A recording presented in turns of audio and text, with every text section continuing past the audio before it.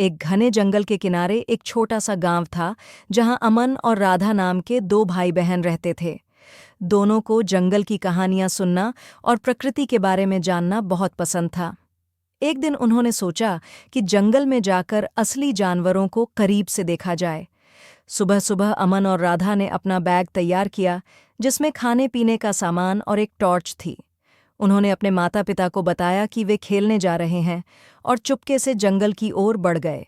जंगल में प्रवेश करते ही उन्हें चिड़ियों की चहचहाहट और ठंडी हवा का एहसास हुआ। वे पेड़ों के बीच से गुजरते हुए आगे बढ़े। तभी उनकी नज़र एक घायल हिरण पर पड़ी। हिरण की टांग में चोट लगी थी और वह चलने में असमर्थ था। राधा ने जल्दी से बैग से पट्टी निकाली और हिरण की चोट पर बांध दी। हिरण ने धीरे धीरे सिर उठाकर दोनों को देखा, जैसे धन्यवाद कह रहा हो। अमन ने सोचा कि उन्हें हिरण की मदद करनी चाहिए। दोनों ने मिलकर उसे पानी पिलाया और पास ही सुरक्षित जगह पर छोड़ दिया।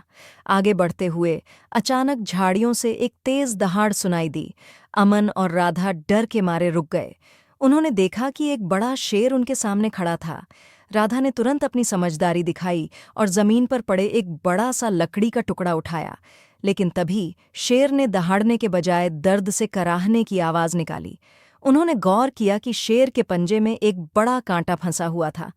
अमन ने साहस जुटाकर शेर के करीब जाकर उसके पंजे से कांटा निकाला। शेर ने राहत की सांस ली और धीरे धीरे जंगल में चला गया। उस दिन अमन और राधा ने महसूस किया कि जानवर भी इंसानों की तरह मदद और दया की भाषा समझते हैं।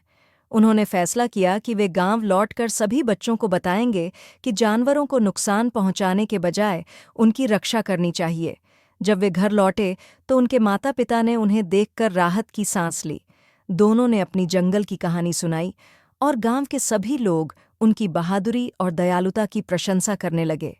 इस घटना के बाद अमन और राधा ने जंगल के जानवरों की मदद करने के लिए एक समूह बनाया, जहां सभी बच्चे मिलकर घायल जानवरों की देखभाल करते और उनकी सुरक्षा का ध्यान रखते। जानवर हमारे पर्यावरण का महत्वपूर्ण हिस्सा हैं। उनकी मदद करना और उनके प्रति दया दिखाना हमारा कर्तव्य है।